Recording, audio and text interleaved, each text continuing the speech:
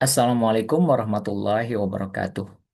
Baik, kita lanjutkan pembahasan kita terkait dengan rukun Islam yang kedua, yaitu mendirikan sholat.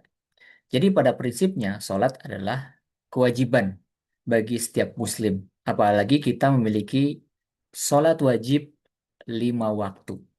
Terkait dengan materi ini, ada beberapa hal yang perlu saya jelaskan terkait dengan sholat. Anda bisa lihat ini, ya. Nah,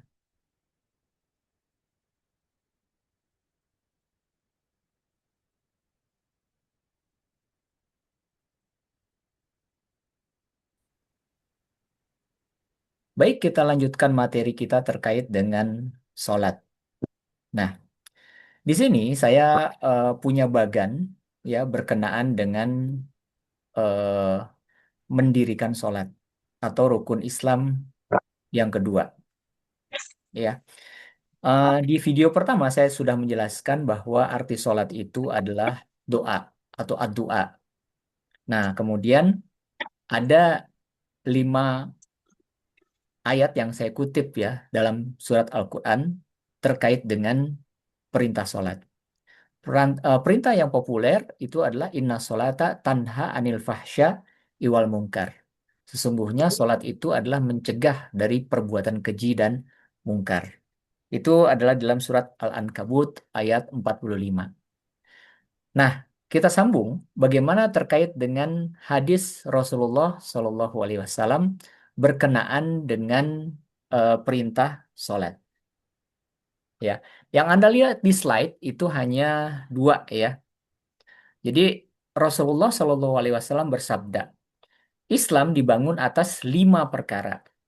Bersaksi bahwa tidak ada Rabb selain Allah, Muhammad adalah utusan Allah, mendirikan sholat, kemudian menunaikan zakat, berhaji ke Baitullah, dan berpuasa Ramadan.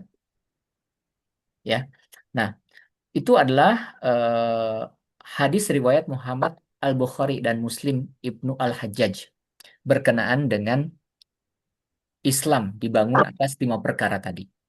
Ya, salah satu poinnya yaitu adalah mendirikan sholat. Ya, kemudian yang kedua hadis Rasulullah tentang sholat 5 waktu. Rasulullah Shallallahu Alaihi Wasallam bersabda, Allah telah mewajibkan atas hamba-hambanya sholat 5 waktu dalam sehari semalam. Ya, ini adalah hadis riwayat Malik ibnu Anas Abu Daud An-Nasai.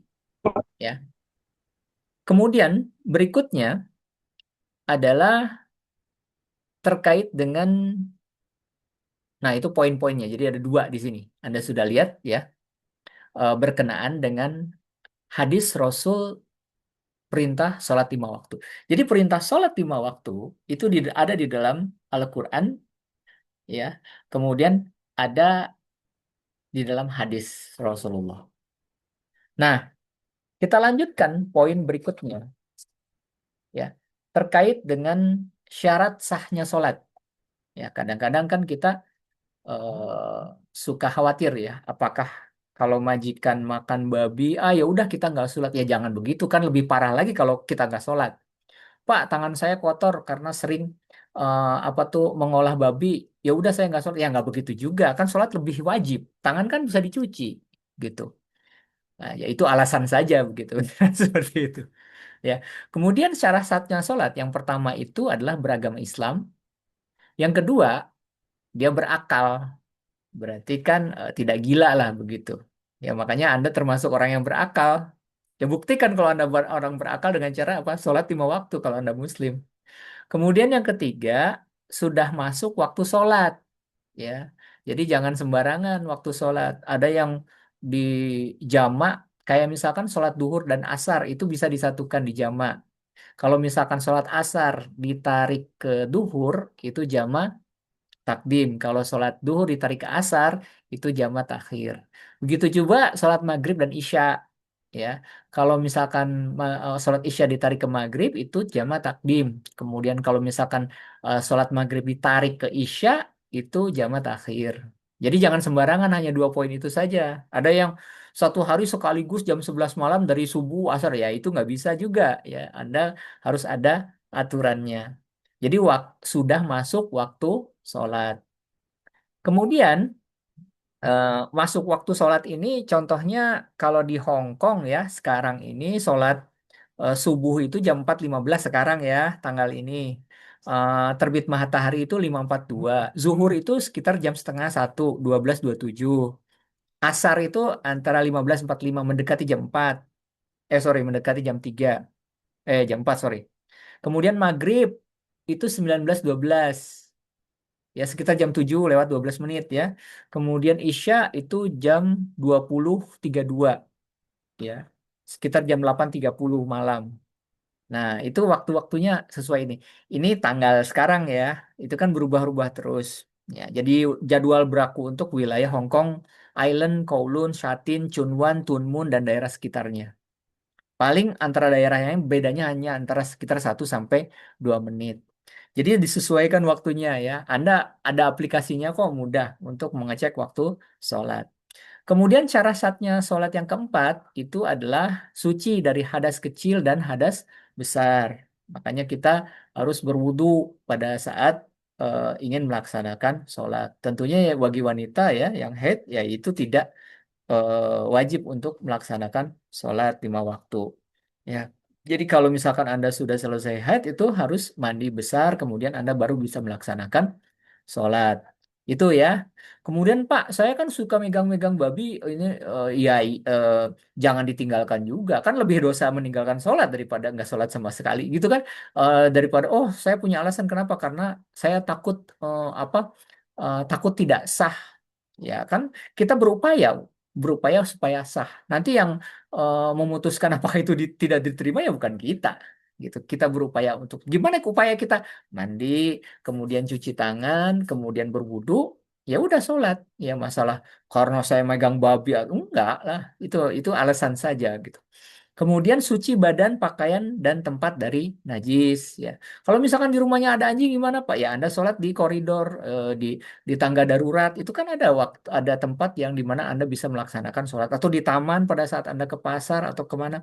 Dimanapun di Hong Kong bisa sholat kok, tidak ada larangan. Ya. Kemudian yang keenam itu menutup aurat. Ya majikan saya nggak suka Pak karena seperti mayat gitu pakai putih-putih ya udah kamu cari apa tuh mukenanya yang warna pink yang berbunga-bunga kan sekarang banyak ornamen nggak masalah gitu kan nggak mesti harus putih. Kemudian yang ketujuh menghadap kiblat. Upayakan menghadap kiblat. Sekarang banyak kok aplikasi yang bisa membantu kamu kayak misalkan Islam Pro, install aja aplikasi Islam Pro. Kok aplikasi apa nonton film Korea bisa, Islam Pro nggak bisa? Kan bisa Islam Pro. Anda kemanapun, dimanapun Anda berada bisa menghadap kiblat. Ada petunjuknya. Sangat mudah. Kemudian apalagi mengetahui tata cara sholat.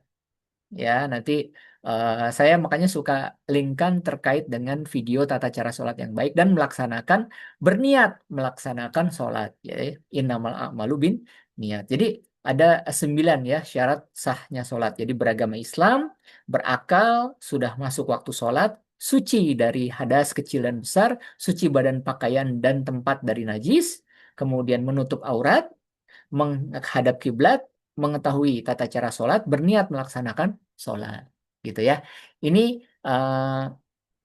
syarat sahnya sholat. Nah, ini adalah waktu sholat di Hong Kong nih. Ya, jangan yang penting Anda sholat, ya, jangan sampai enggak, gitu kan? Jangan sampai enggak.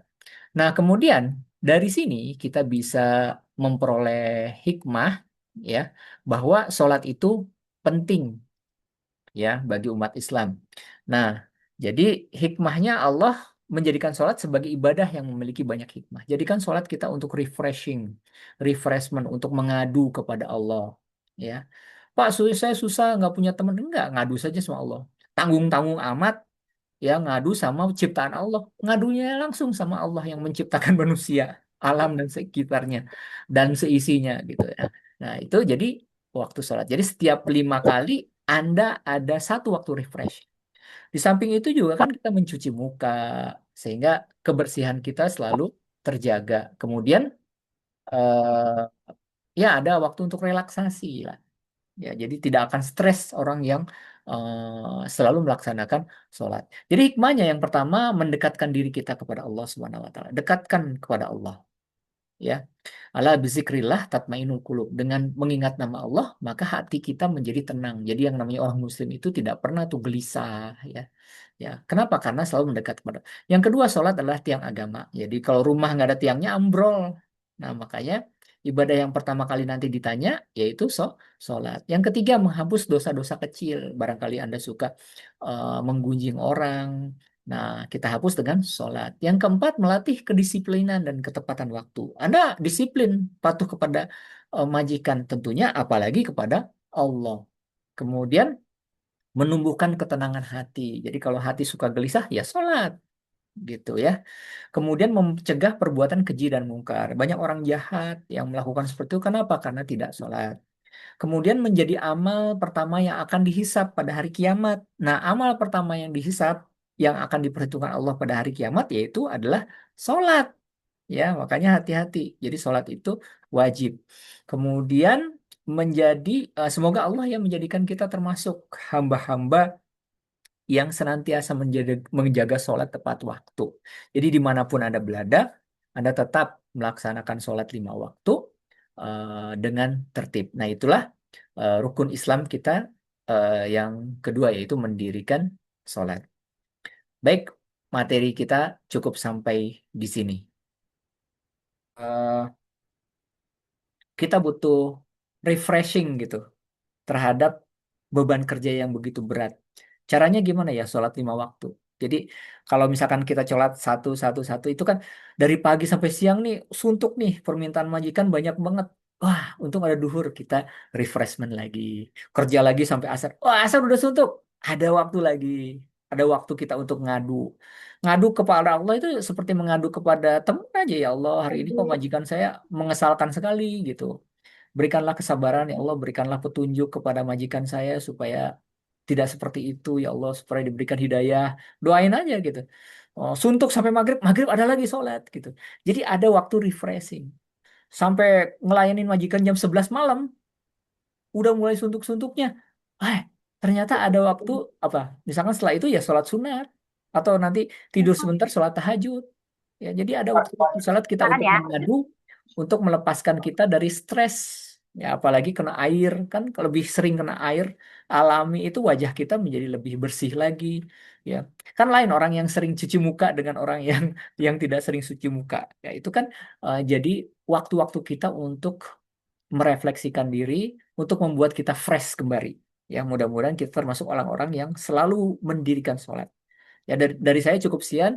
Wabillahi taufiq wal hidayah. Wassalamualaikum warahmatullahi wabarakatuh.